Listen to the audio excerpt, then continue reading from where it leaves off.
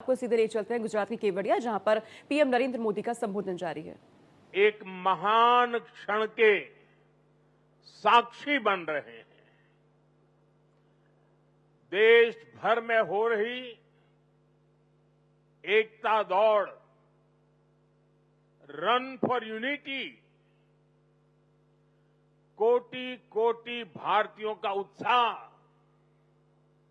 हम नए भारत की संकल्प शक्ति को साक्षात महसूस कर रहे हैं। अभी यहां जो कार्यक्रम हुए, कल शाम जो अद्भुत प्रस्तुति हुई, उनमें भी अतीत की परंपरा थी, वर्तमान का श्रम और शौर्य था और भविष्य की सिद्धि की झलक भी थी। सरदार साहब की 150वीं जयंती के उपलक्ष्य में स्मृति सिक्का और विशेष डाक टिकट भी जारी किया गया है। मैं सभी 140 करोड़ देशवासियों को सरदार साहब की जयंती की, राष्ट्रीय एकता दिवस की बहुत बहुत बधाई देता हूं, अनेक अनेक शुभकामनाएं देता हूं। साथियों, सरदार पटेल मानते थे कि इतिहास लिखने में समय नहीं गंवाना चाहिए। हमें तो इतिहास बनाने के लिए मेहनत करनी चाहिए। उनकी ये भावना हमें उनकी जीवन गाथा में दिखाई देती है। सरदार साहब ने जो नीतियां बनाई, जो निर्णय लिए, उन्होंने नया इतिहास रचा, नया इतिहास बनाया। आजादी के बाद 550 से ज्यादा रियासतों को एक साथ जोड़ने का असंभव कार्य को उन्होंने संभव करके दिखा दिया। एक भारत श्रेष्ठ भारत का विचार उनके लिए सर्वोपरि था। इसलिए आज सरदार पटेल की जयंती का दिन स्वाभाविक रूप से राष्ट्रीय एकता का महापर्व बन गया है। जिस तरह हम 140 करोड़ देशवासी 15 अगस्त को स्वतंत्रता दिवस मनाते हैं, 26 जनवरी को गणतंत्र दिवस मनाते हैं, वैसे ही एकता दिवस का महत्व हमारे लिए प्रेरणा की पल है, गर्व की पल है। आज करोड़ों लोगों ने एकता की शपथ ली है। हमने संकल्प लिया है कि हम ऐसे कार्यों को बढ़ावा देंगे जो देश की एकता को मजबूती दें। यहां एकता नगर में ही एकता मॉल, एकता गार्डन, एकता के सूत्र को सशक्त करते दिखते हैं। साथियों, हर ऐसी बात जो देश की एकता को कमजोर करती है, हर देशवासी को उससे दूर रहना है। ये राष्ट्रीय कर्तव्य है। ये सरदार साहब को सच्ची श्रद्धांजलि है। यही आज देश की जरूरत है। यही आज एकता दिवस का हर भारतीय के लिए संदेश भी है, संकल्प भी है। साथियों, सरदार साहब ने देश की संप्रभुता को सबसे ऊपर रखा, लेकिन दुर्भाग्य से सरदार साहब के निधन के बाद के वर्षों में देश की संप्रभुता को लेकर तब की सरकारों में उतनी गंभीरता नहीं रही। एक और कश्मीर में हुई गलतियां, दूसरी ओर पूर्वोत्तर में पैदा हुई समस्याएं और देश भर में जगह जगह पनपा नक्सलवाद, माओवादी आतंक, ये देश की संप्रभुता को सीधी चुनौतियां थी। लेकिन उस दौर की सरकारों ने सरदार साहब की नीतियों पर चलने की जगह रीढ़ विहीन रवैये को चुना। इसका परिणाम देश ने हिंसा और रक्तपात के रूप में झेला। साथियों, आज की युवा पीढ़ी में बहुत से लोगों को पता नहीं होगा, सरदार साहब चाहते थे जैसे उन्होंने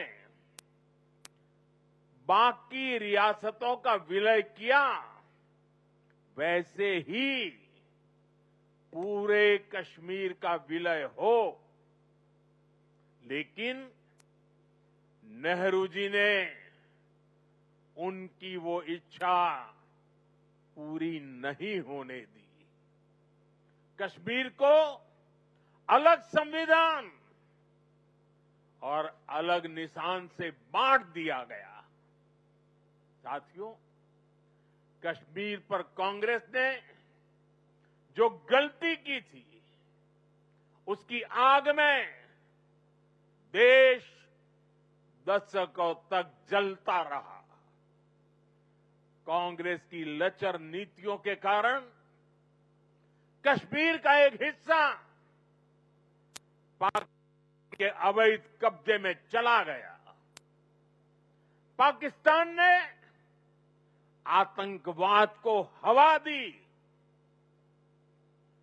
स्टेट स्पॉन्सर्ड टेररिज्म। साथियों, कश्मीर और देश को इतनी बड़ी कीमत चुकानी पड़ी, लेकिन फिर भी कांग्रेस हमेशा आतंकवाद के आगे नतमस्तक रही। साथियों, कांग्रेस ने सरदार साहब के विजन को भुला दिया, लेकिन हम नहीं भूले। 2014 के बाद देश ने एक बार फिर उनकी प्रेरणा से भरी फौलादी इच्छा शक्ति को देखा है। आज कश्मीर आर्टिकल 370 की जंजीरों को तोड़कर पूरी तरह मुख्य धारा से जुड़ चुका है। आज पाकिस्तान और आतंक के आकाओं को भी पता चला है कि भारत की असली ताकत क्या है। ऑपरेशन सिंदूर में पूरी दुनिया ने देखा है, आज अगर कोई भारत पर आंख उठाता है तो भारत घर में घुसकर मारता है।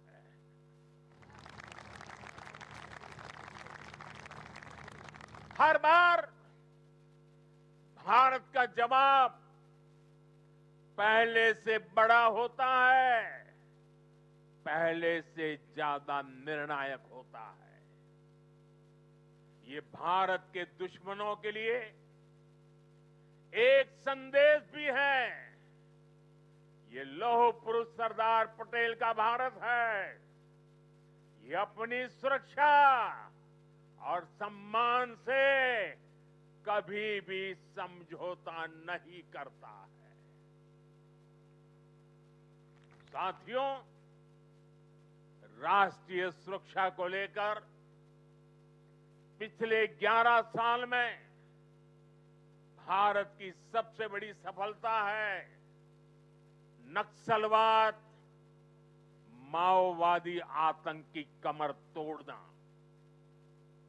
2014 से पहले हमारे देश में हालत ऐसी थी कि देश के भीतर, देश के बीचों बीच नक्सली माओवादी अपनी हुकूमत चलाते थे। नक्सली क्षेत्रों में देश का संविधान नहीं चलता था। पुलिस प्रशासन वहां काम नहीं कर पाता था। नक्सली खुलेआम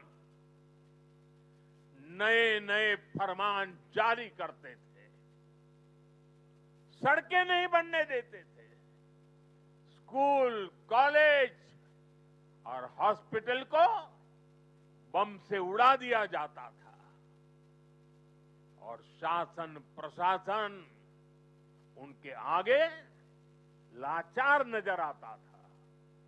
साथियों, 2014 के बाद हमारी सरकार ने नक्सलवाद, माओवादी आतंक पर प्रचंड प्रहार किया।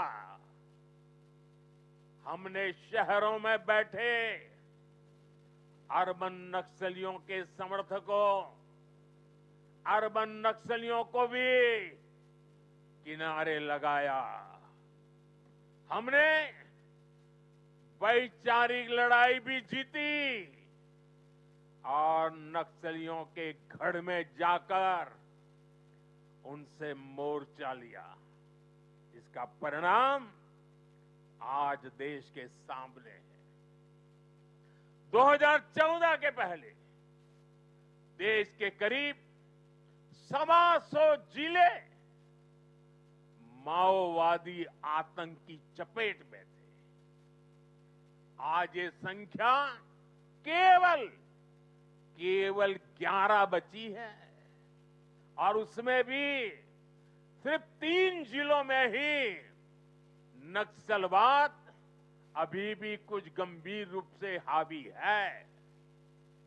और आज मैं सरदार पटेल के सानिध्य में एकता नगर की इस धरती से पूरे देश को भरोसा दिलाता हूं, जब तक देश नक्सलवाद, माओवाद, उस आतंक से पूरी तरह मुक्त नहीं हो जाता, हम रुकने वाले नहीं हैं, चैन से बैठने वाले नहीं हैं। साथियों, आज देश की एकता और आंतरिक सुरक्षा को बहुत बड़ा खतरा घुसपैठियों से भी है। देश के भीतर दशकों से विदेशी घुसपैठिए वो देशवासियों के संसाधनों पर कब्जा करते रहे, डेमोग्राफी का संतुलन बिगाड़ते रहे, देश की एकता दांव पर लगाते रहे। लेकिन पुरानी सरकारें इतनी बड़ी समस्या पर आंख मूंदे रही। वोट बैंक की राजनीति के लिए राष्ट्र की सुरक्षा को जानबूझकर खतरे में डाला गया। अब पहली बार देश ने इस बड़े खतरे के खिलाफ भी निर्णायक लड़ाई लड़ने की ठानी है। लाल किले से मैंने डेमोग्राफी मिशन का ऐलान किया है, लेकिन साथियों, अब आज जब हम इस विषय को गंभीरता से उठा रहे हैं, तो कुछ लोग देश हित से ज्यादा अपने स्वार्थ को ऊपर रख रहे हैं। ये लोग घुसपैठियों को अधिकार दिलाने के लिए राजनीतिक लड़ाई लड़ रहे हैं। इनको लगता है कि देश एक बार टूट गया, आगे भी टूटता रहे, इनको कोई फर्क नहीं पड़ता। जबकि सच्चाई ये है कि अगर देश की सुरक्षा और पहचान खतरे में आएगी, तो हर व्यक्ति खतरे में आएगा। इसलिए हमें आज राष्ट्रीय एकता दिवस पर फिर से संकल्प लेना है। हम भारत में रह रहे हर घुसपैठिए को बाहर निकाल करके ही रहेंगे। साथियों, जब हम लोकतंत्र में राष्ट्रीय एकता की बात करते हैं, तो इसका एक स्वरूप ये भी है कि हम विचारों की विविधता का सम्मान करें। लोकतंत्र में मतभेद स्वीकार्य है, मनभेद नहीं होना चाहिए। लेकिन विडंबना देखिए, आजादी के बाद जिन लोगों को देश ने दायित्व सौंपा, उन्हीं लोगों ने वी द पीपल की स्पिरिट की हत्या करने का प्रयास किया। उन्होंने अपनी सोच और विचारधारा से अलग हर व्यक्ति और संगठन का तिरस्कार किया, उसे डिस्क्रेडिट करने की कोशिश की। देश में राजनैतिक छुआछूत को एक कल्चर बना दिया गया था। हम सभी को पता है, कांग्रेस सरकारों में सरदार पटेल और उनकी लेगेसी के साथ क्या क्या हुआ है। इन लोगों ने बाबा साहब आंबेडकर के साथ जीते जी और उनके जाने के बाद भी क्या किया, नेताजी सुभाष चंद्र के साथ क्या किया, डॉक्टर लोहिया और जयप्रकाश नारायण जैसे लोगों के साथ भी कांग्रेस ने यही किया। इस साल राष्ट्रीय स्वयंसेवक संघ के आरएसएस के 100 वर्ष पूरे हुए हैं। संघ पर भी कैसे कैसे हमले किए गए, षड्यंत्र किए गए। एक पार्टी, एक परिवार, षड्यंत्र किए गए। एक पार्टी, एक परिवार के बाहर हर व्यक्ति और हर विचार को अछूत बनाने की भरसक कोशिश हुई। भाइयों और बहनों, हमें गर्व है कि हमने देश को बांटने वाली इस राजनीतिक छुआछूत को खत्म किया है। हमने सरदार पटेल की स्टैच्यू ऑफ यूनिटी बनाई। हमने बाबा साहब के पंच तीर्थ बनवाए। दिल्ली में बाबा साहब का घर, उनका महापरिनिर्वाण स्थल कांग्रेस के दौर में उपेक्षा की वजह से दुर्दशा का शिकार था। हमने उस पवित्र स्थल को ऐतिहासिक मेमोरियल में बदला है। कांग्रेस के समय में सिर्फ एक पूर्व प्रधानमंत्री के नाम पर म्यूजियम था। हमने देश के अब जितने भी पीएम हुए हैं उन सब के योगदान को समर्पित राजनीतिक छुआछूत से ऊपर उठ करके पीएम म्यूजियम बनाया है। हमने कर्पूरी ठाकुर जैसे जननायक को भारत रत्न दिया। पूरे जीवन कांग्रेस को समर्पित रहने वाले प्रणब दा को हमने भारत रत्न दिया और विरोधी विचार वाले मुलायम सिंह यादव जी जैसे नेता को भी हमने पद्म पुरस्कार से सम्मानित किया। इन फैसलों के पीछे सोच यही थी कि राजनैतिक मतभेदों से ऊपर उठकर देश के लिए एकजुट होने की भावना मजबूत हो। ऑपरेशन सिंदूर के बाद विदेशों में गए हमारे सर्वदलीय प्रतिनिधि मंडल में भी हमने एकता की इस झलक को देखी है। साथियों, राजनीतिक हितों के लिए देश की एकता पर प्रहार की सोच ये गुलामी की मानसिकता का हिस्सा है।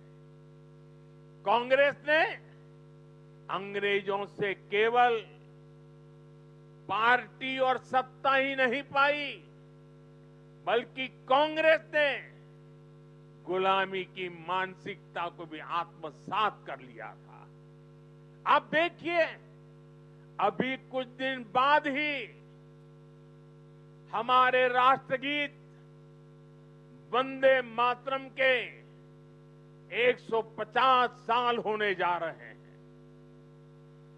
1905 में जब अंग्रेजों ने बंगाल का विभाजन किया, उसके प्रतिरोध में वंदे मातरम हर देशवासी का स्वर बन गया था। वंदे मातरम देश की एकता और एकजुटता की आवाज बन गया था। अंग्रेजों ने वंदे मातरम बोलने की बात तक बैन लगाने की कोशिश की थी। अंग्रेज इस कोशिश में कभी भी कामयाब नहीं हो पाए। कई हिंदुस्तान के कोने कोने से वंदे मातरम का नारा गुंजता ही रहा। लेकिन जो काम अंग्रेज नहीं कर पाए, वो काम कांग्रेस ने कर दिया। कांग्रेस ने मजहबी आधार पर वंदे मातरम के एक हिस्से को ही हटा दिया। यानी कांग्रेस ने समाज को भी बांटा और अंग्रेजों के एजेंडे को भी आगे बढ़ाया। और मैं आज एक बात बहुत जिम्मेदारी से कह रहा हूं, जिस दिन कांग्रेस ने वंदे मातरम को तोड़ने का, काटने का, विभाजित करने का फैसला लिया था, उसी दिन कांग्रेस ने भारत के विभाजन की नींव डाल दी थी। कांग्रेस ने वो पाप नहीं किया होता तो आज भारत की तस्वीर कुछ और होती। साथियों, उस समय सरकार में बैठे लोगों की ऐसी सोच के कारण ही देश ने इतने दशकों तक गुलामी के प्रतीकों को भी ढोया। आप याद करिए, हमारी नेवी के झंडे से गुलामी का निशाना, गुलामी का निशान तब उतरा जब आपने हमें देश की सेवा करने का अवसर दिया, हमारी सरकार आई। राजपथ कर्तव्य पथ तब बना जब हमने ये बदलाव किया। आजादी की लड़ाई में क्रांतिकारियों के बलिदानों का स्थान अंडमान की सेल्युलर जेल, उसे राष्ट्रीय स्मारक का दर्जा तब मिल पाया था जब मोरारजी भाई देसाई की सरकार आई थी। अंडमान के द्वीपों के नाम कुछ समय पहले तक अंग्रेजों के नाम पर ही थे। हमने ये नाम नेताजी सुभाष के नाम पर रखे। कई द्वीपों को परमवीर चक्र विजेताओं का नाम दिया। इंडिया गेट पर भी हमने नेताजी सुभाष की प्रतिमा लगाई। साथियों, देश की सुरक्षा में शहीद हुए जवानों तक को गुलामी की मानसिकता के कारण सही सम्मान नहीं मिलता था।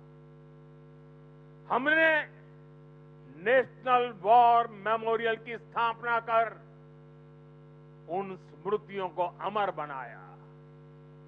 देश की आंतरिक सुरक्षा में भी 36,000 जवानों ने, ये हमारे पुलिस बेड़े के जवानों ने, देश को पता तक नहीं है ये पुलिस बेड़े के ये खाकी वर्दीधारी लोगों ने 36,000 जवानों की शहादत हुई है। 36,000 शहीद होना ये आंकड़ा छोटा नहीं है। हमारी police, BSF, ITBP, CISF, CRPF, हमारे सभी अर्धसैनिक बल, इनके शौर्य को भी सम्मान से वंचित रखा गया। ये हमारी सरकार है जिसने पुलिस मेमोरियल बनाकर उन शहीदों को सम्मान दिया। मैं आज सरदार पटेल के चरणों में खड़े होकर के मैं देश भर में जिन जिन लोगों ने पुलिस बेड़े में रह करके सेवाएं की हैं, जो जो लोग आज पुलिस बेड़े में रह करके देश की सेवा कर रहे हैं, मैं सरदार पटेल के चरणों में खड़े रह करके आज मैं उनको सैल्यूट करता हूं। मैं उनका गौरव करता हूं, मैं उनका सम्मान करता हूं। आज देश गुलामी की मानसिकता के हर निशान को हटा रहा है। देश के लिए बलिदान देने वाले लोगों को सम्मान देकर हम राष्ट्र प्रथम की भावना को मजबूत बना रहे हैं। मेरे प्यारे देशवासियों, एकता राष्ट्र और समाज के अस्तित्व का आधार होती है। जब तक समाज में एकता है, राष्ट्र की अखंडता सुरक्षित है। इसलिए विकसित भारत के लक्ष्य तक पहुंचने के लिए हमें देश की एकता तोड़ने वाले हर षड्यंत्र को विफल बनाना होगा। एकता की ताकत से विफल बनाना होगा।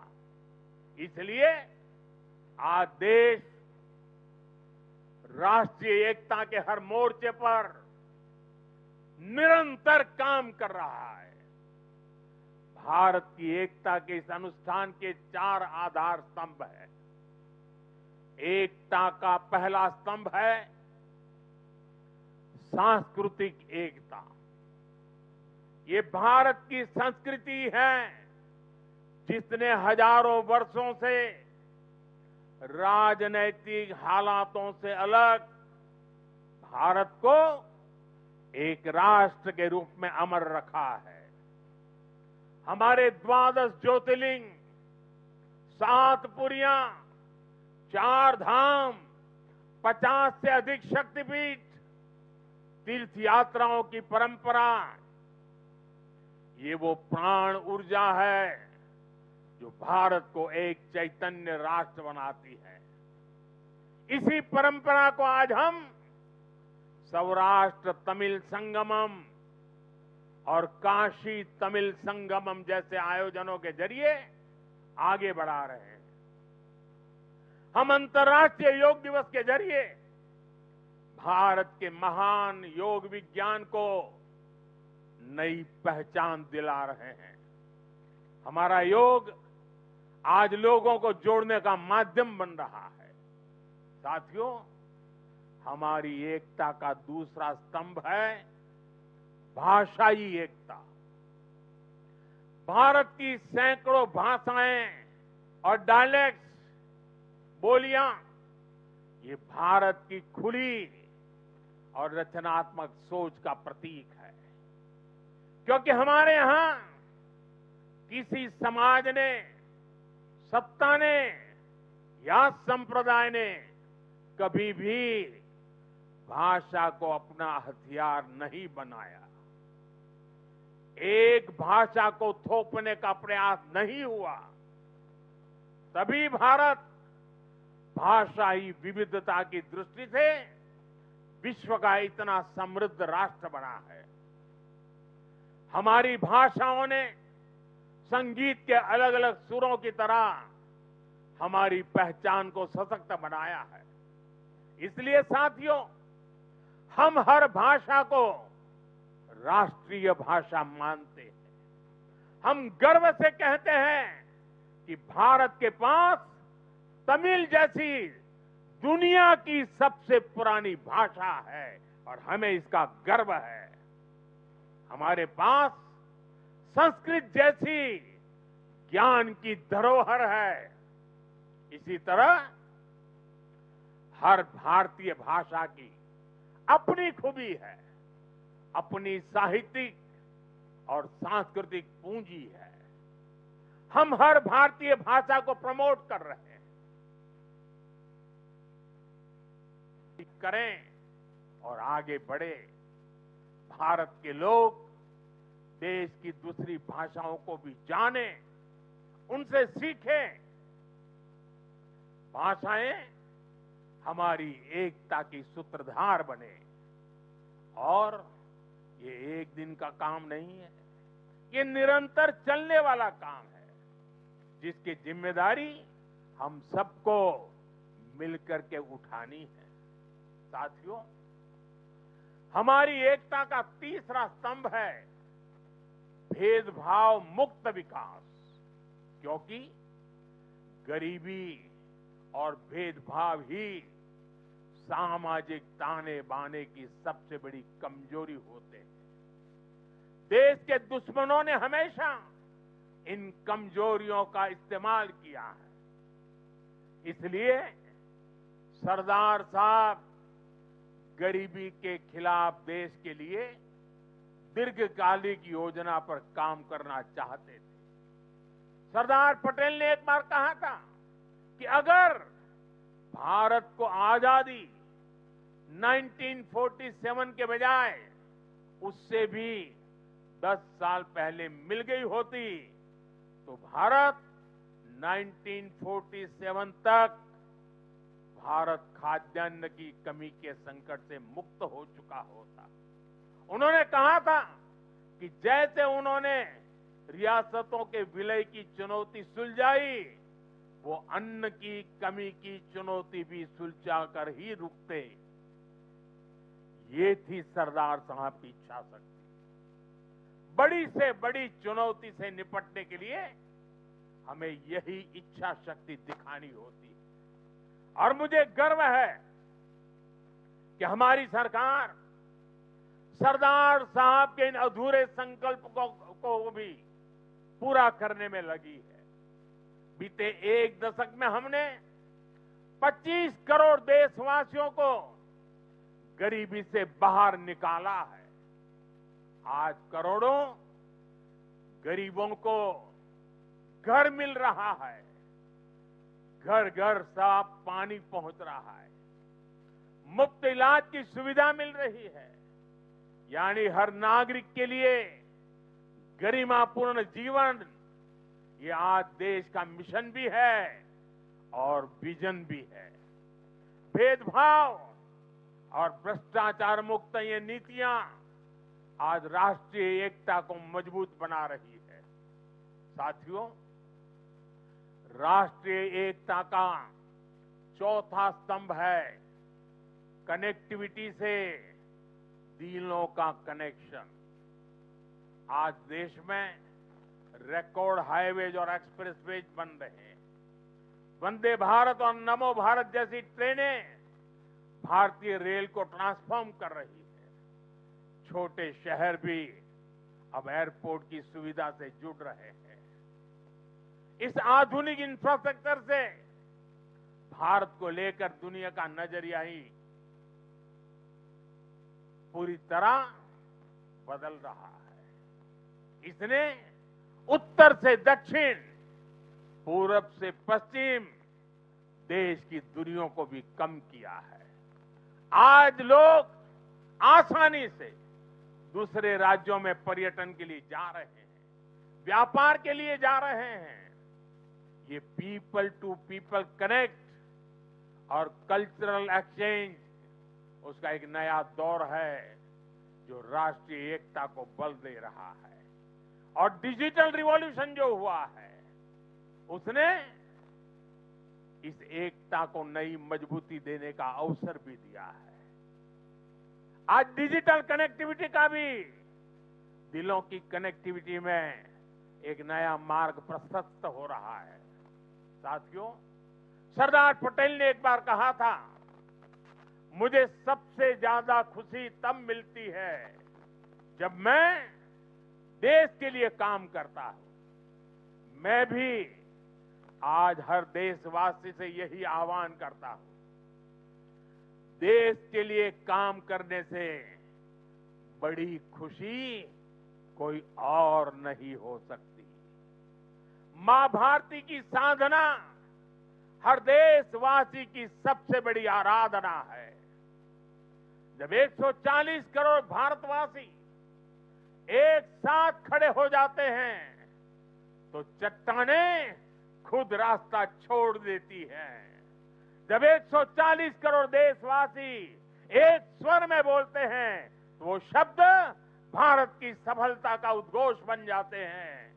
हमें एकता के इसी मूल मंत्र को अपना संकल्प बनाना है। हमें बंटना नहीं है, हमें कमजोर नहीं पड़ना है। यही सरदार साहब के लिए हमारी सच्ची श्रद्धांजलि है। मुझे विश्वास है हम सब साथ मिलकर एक भारत श्रेष्ठ भारत के संकल्प को मजबूती देंगे। हम साथ मिलकर विकसित भारत और आत्मनिर्भर भारत के सपने को पूरा करेंगे। इसी भाव के साथ मैं एक बार फिर सरदार साहब के चरणों में श्रद्धांजलि देता हूं। मेरे साथ बोलिए, भारत माता की आवाज देश के हर कोने में पहुंचनी चाहिए। साथियों, भारत माता की, भारत माता की, भारत माता की, वंदे वंदे वंदे वंदे वंदे वंदे वंदे। आप सबका बहुत बहुत धन्यवाद।